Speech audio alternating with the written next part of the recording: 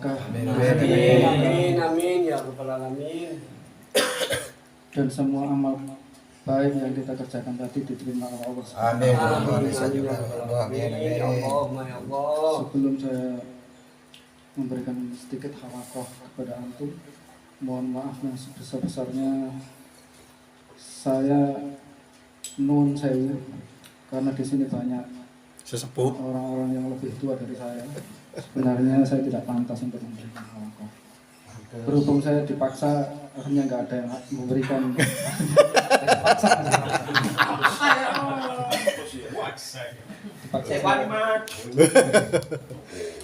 Sebenarnya saya datang ke Gempol ini satu ingin tahu bagaimana kegiatan rutinannya, yang kedua juga silaturahmi. Yang paling utama tidak lain saya berangkat ke sini tidak lain hanyalah untuk mencari ridha Allah. Amin ya Allah. Tidak ada lain lagi.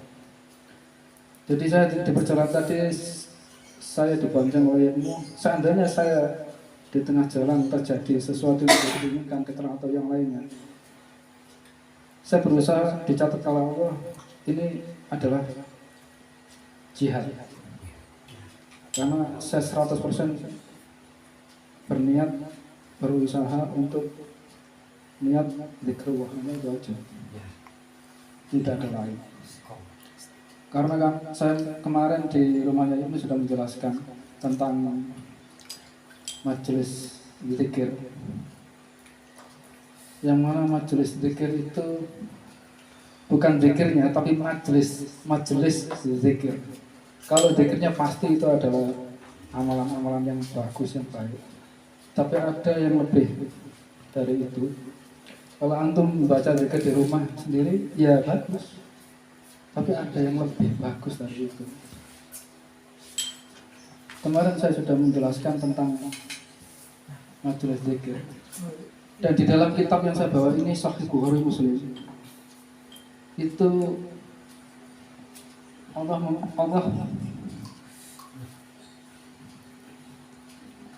Subhanahu wa ta'ala yang maha memberkati, yang lagi maha tinggi, memiliki para malaikat yang mempunyai keutamaan.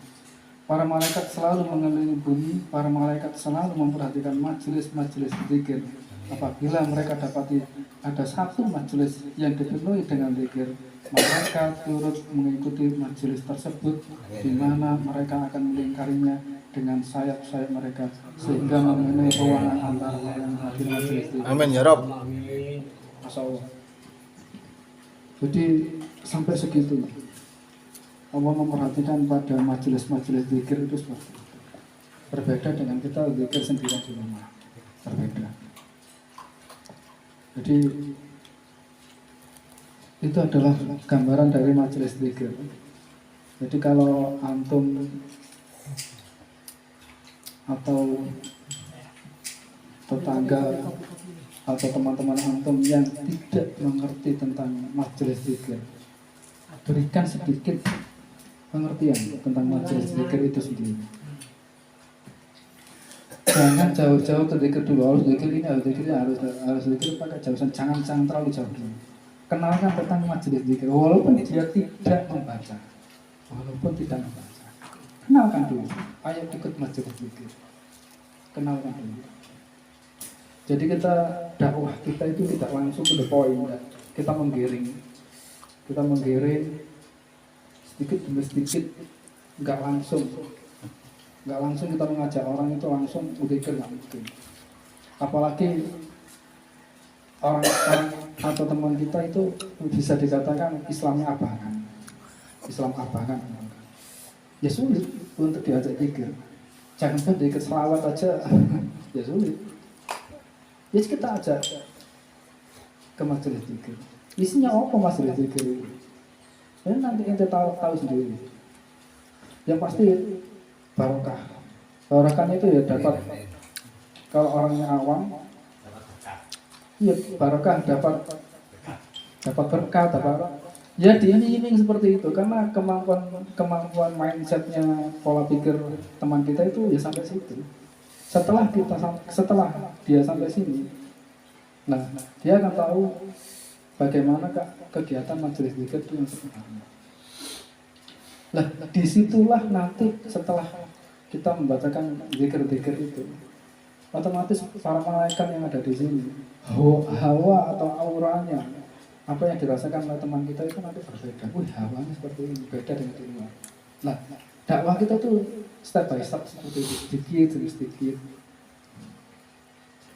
Terus yang kedua, ini nanti saya akan memberikan apa itu sedikit, memberikan lembaran tata tertib dan pedoman, karena saya sudah janji di musyawarah besar kemarin akan kami realisasikan semuanya apa yang kami bicarakan di majelis-majelis kemarin. Kemudian tata pedoman, tata cara majelis kita, kemudian dan lain sebagainya, buku kegiatan dan sebagainya itu akan kami realisasikan semuanya. Salah satunya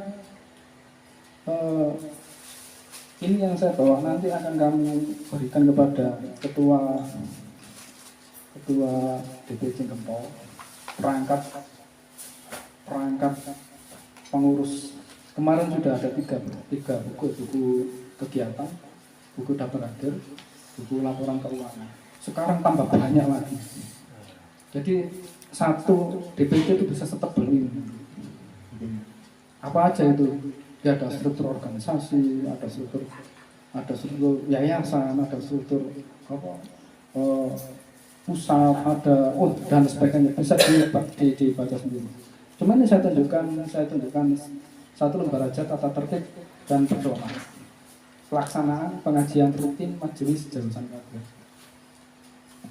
Ini nanti minta tolong direalisasikan dan dilaksanakan, karena ini instruksi dari pusat. Ini dari pusat, bukan dari saya. Kalau saya pribadi tidak seperti ini, ya mungkin saya membuat aturan sendiri. Berhubung ini dari pusat. Poin 1, setiap masuk tempat majelis Jalusan Kabir wajib mengucapkan salawat. Jadi tidak selonang-selonang.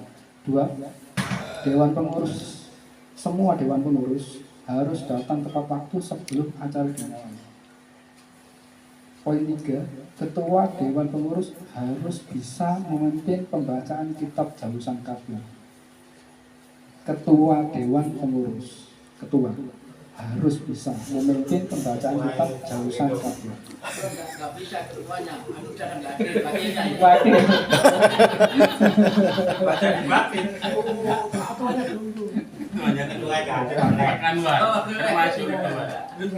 Poin 4, sebelum acara pembacaan kitab Jalusan Kabir dan halaqah dimulai, tempat ruangan harus bersih dari makanan, minuman, gelas, piring, tisu, tempat rokok, tempat makanan, dan tempat minuman. Kenapa?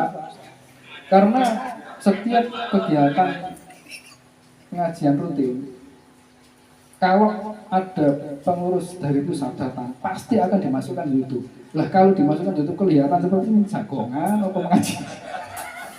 Iya kan? Nah, itu makanya kami beri seperti ini. Poin 5, waktu acara pembacaan kitab Jalusan Kabir dan halaqah sudah dimulai, maka dilarang makan, minum, dan merokok. Itu salah satu adab atau sopan santun di dalam majelis. Kita nanti kalau dipanggil sudah mulai ada rencana, ada kajian tentang kitab yang akan insya Allah nanti kajian yang pertama itu diisi oleh Habib Hasan dari Solo. Nah, itu yang pertama dulu dibahas adalah masalah akhlak atau adab sopan santun.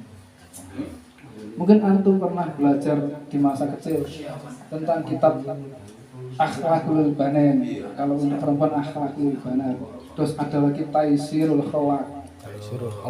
Nah, itu banyak keterangan-keterangan bagaimana adab sopan santunnya di majelis taklim, majelis zikir, majelis sholawat dan sebagainya.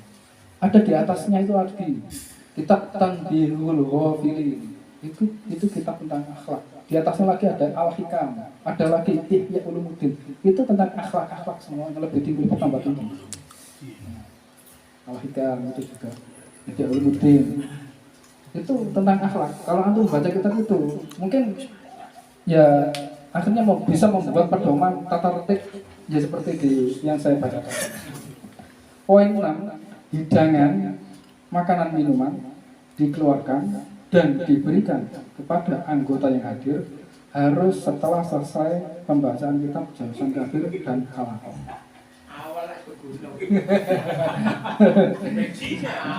Baik, nomor 7. Shofibul Hajat yang ketempatan rumah tidak wajib dan tidak harus menyediakan dan memberikan hidangan, makanan minuman kecuali ada tamu besar seperti kiai atau tokoh-tokoh besar majelis Jausan Kabir.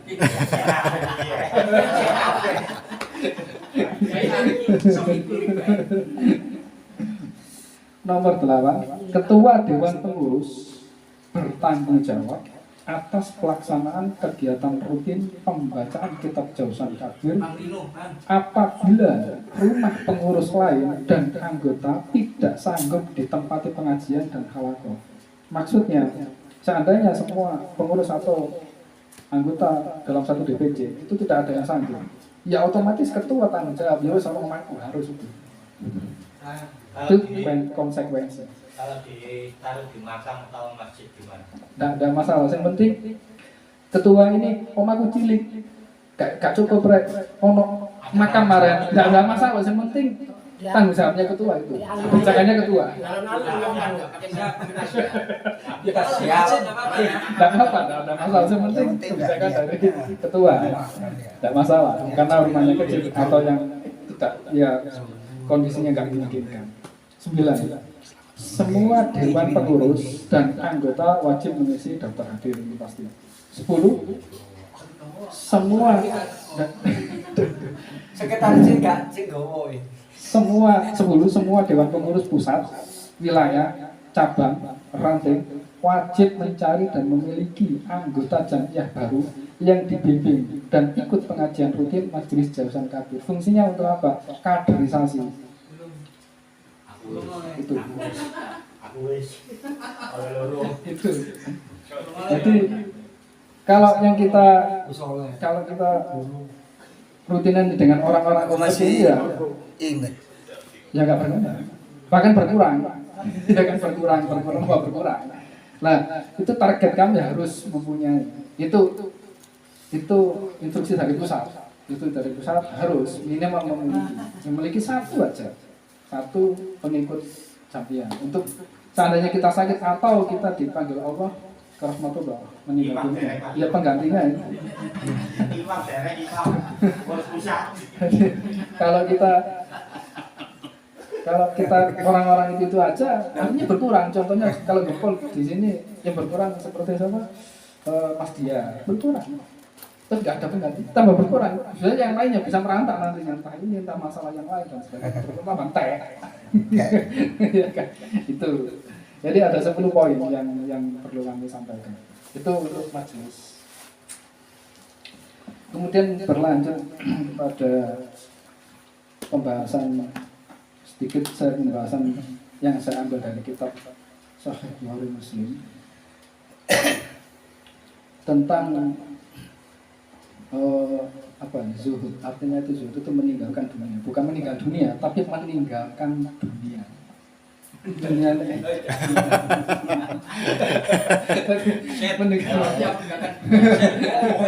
Meninggal dunia dengan meninggalkan dunia kan beda.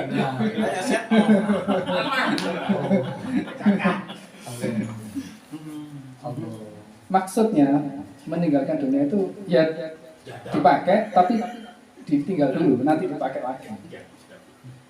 Jadi ditinggal dulu, ya mengesampingkan di nomor 2 kan. Kenapa? Ini saya tanya. Diriwayatkan dari Usamah bin Zaid radhiyallahu anhu berkata bahwa Rasulullah SAW bersabda, yang artinya nggak perlu saya bacakan bahasanya terlalu panjang, yang penting artinya, Ketika ini Rasulullah SAW bersabda, ketika aku berdiri di depan pintu surga, ternyata kebanyakan orang yang memasukinya ialah dari kalangan orang-orang miskin. Masya Allah.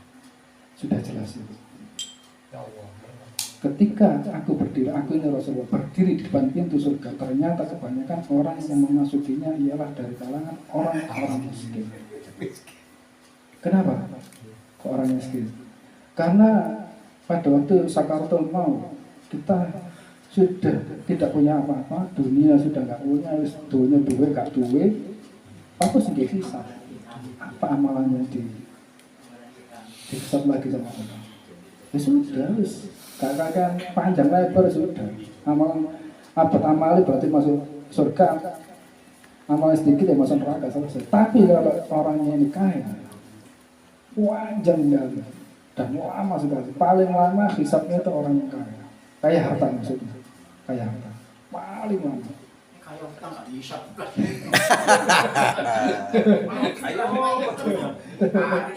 Camplungnya langsung. Itu seperti itu.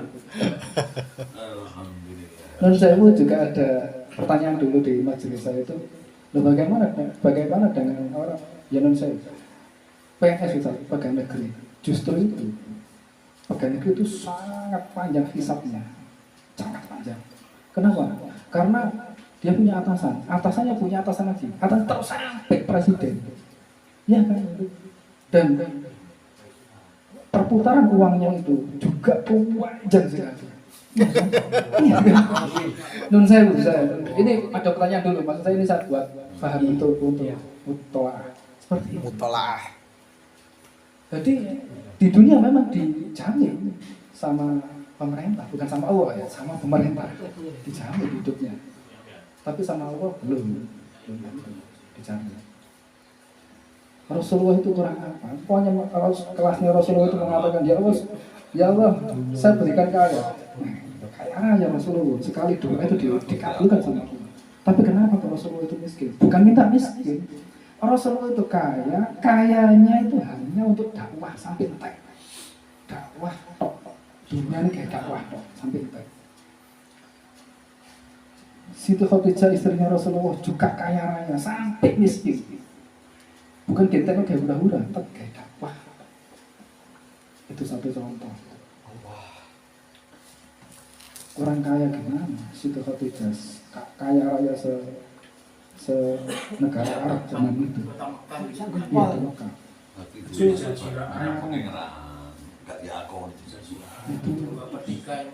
Sampai miskin. Menikah dengan Rasulullah sampai miskin. Bukan kayak foya-foya, kayak zuat mana, bukan. Rasulullah bukan mulai Rasul Siti Khadijah itu kayak harus zuat songong loh. Kualik itu. Jadi kalau kita orang kan enggak. Lain kita. Jadi kadang salah pemahaman tentang masyarakat itu, tentang Rasulullah itu seperti itu. Rasulullah miskin itu hanya untuk dakwah. Hartanya sampai nurun ke sahabat-sahabatnya Rasulullah, Umar, Utsman, Ali, Abu Bakar. Miskin gara-gara hanya untuk dakwah. Umar, Utsman kalau nggak salah itu sodako itu 100 onta. 100 onta. Satu onta harganya berapa kalau ini? Itu langsung 100 onta. Emas juga gitu ya. Itu sodakohnya kelas.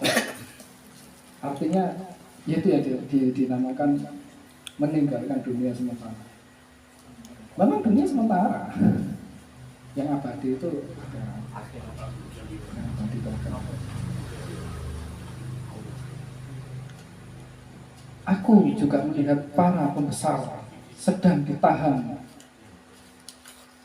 penghuni neraka, di mana mereka diarahkan terus pergi ke neraka. Ketika aku berdiri, aku ini Rasulullah maksudnya, ketika aku berdiri di hadapan pintu neraka, ternyata banyak orang-orang yang memasukinya adalah kaum wanita. Ya, memang alhamdulillah kita ditakdirkan jadi orang laki-laki, kita ditakdirkan jadi perempuan. Maksudnya berat, jadi wanita itu sangat berat, sangat berat. Sangat berat Karena kita sebagai laki-laki, ya wis, artinya kita melihat wanita gitu tok wis. Sudah bicara, mata ini sudah bicara, hati ini sudah bicara, ya enggak? Bicara, nah ini udah minim gitu. Iya, minimal. Ayo, lah sudah berbicara kan mata kita. Seandainya kita tidak diberi mata sama Allah, artinya mata kita ditutup, mungkin kita sudah tidak bisa berbicara. Nikmat apa lagi yang kamu dustakan?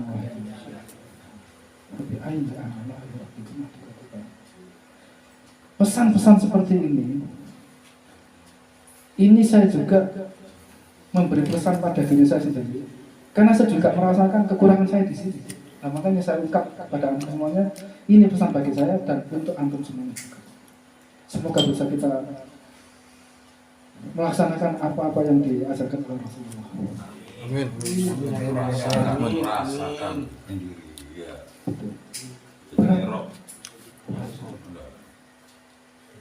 Jadi kita bisa merasakan, menghayati, menerapkan dalam kehidupan sehari-hari. Amin. Berat. Sampai saya setiap hari itu, ya Allah, jauhkan sakit mata ini. Maksudnya kalau di dalam ajaran Islam itu namanya penyakit ain, pernah di-share sama Yemu di grup. Penyakit ain, penyakit mata. Maksudnya penyakit mata ya itu. Hati nggak boleh berbicara kalau mata tidak melihat. Betul. Kalau ngayu-ngayu. Kalau mata tidak melihat, tapi hati melihat, nggak mungkin. Mata dulu. Itu sangat bahaya sekali, sangat bahaya. Saya sendiri juga gitu. Kadang saya nggak kuat. Ya Allah, saya sering berdoa. Ya gara-gara mata, gara-gara mata. Hati ini bergerak karena mata saya.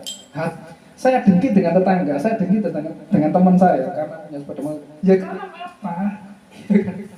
Akhirnya ke hati saya berontak. Kenapa kok hati berontak? Karena mata itu melek nang kanan kiri. Ini, Masya Allah.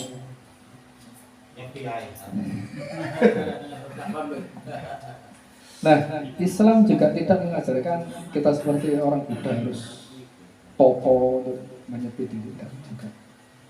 Artinya, makanya kita diajarkan tentang akhlak, tentang fikih, tentang Al-Quran hadis, tentang tauhid.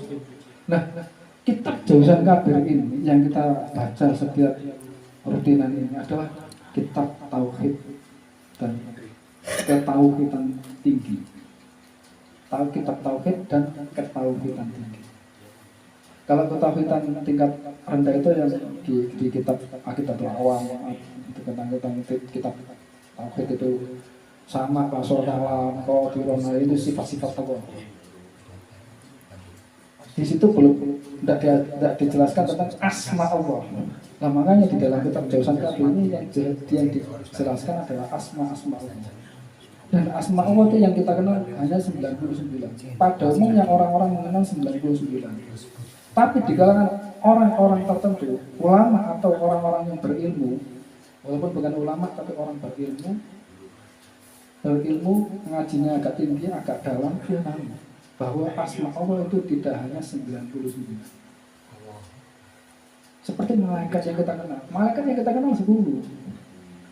Tapi sebenarnya malaikat enggak 10. Wah, jutaan. Iya kan? Nabi juga gitu. Rasul aja yang kita kenal 25, padahal banyak seperti Nabi Khidir, Nabi Syed dan sebagainya. Banyak sekali Nabi. Seperti itu. Nah, tapi yang kita baca ini kitab Jausan Kabir ini luar biasa. Asma Allah. Dan setiap bait atau setiap paragraf setelah membaca asma Allah itu dikasih khalisna naro ginari ya Allah, jauhkan aku dari api neraka ya Allah.